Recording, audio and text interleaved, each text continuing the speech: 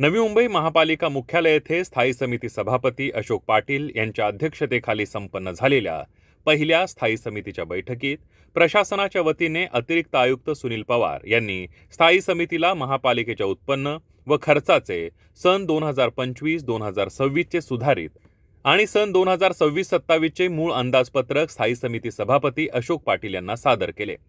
याविषयी बोलताना सभापती अशोक पाटील यांनी सभागृहात स्पष्ट केले की प्रशासनाच्या वतीने दिलेले उत्पन्न आणि खर्चाचे अंदाज विचारात घेऊन स्थायी समिती अर्थसंकल्प तयार करेल आणि पालिकेच्या सर्व विभागांचा लेखाजोखा घेतल्यानंतर शहर हिताचा अर्थसंकल्प तयार करून आगामी महासभा बैठकीत सादर करण्यात येईल। आज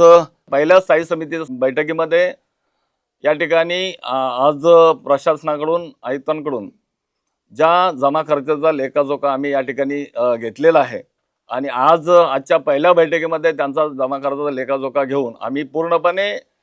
त्या सर्व संदर्भामध्ये बजेटचं पूर्णपणे बजेट तयार करण्याकरता आम्ही एक 5-6 दिवसामध्ये या ठिकाणी पूर्ण अभ्यास करून सर्व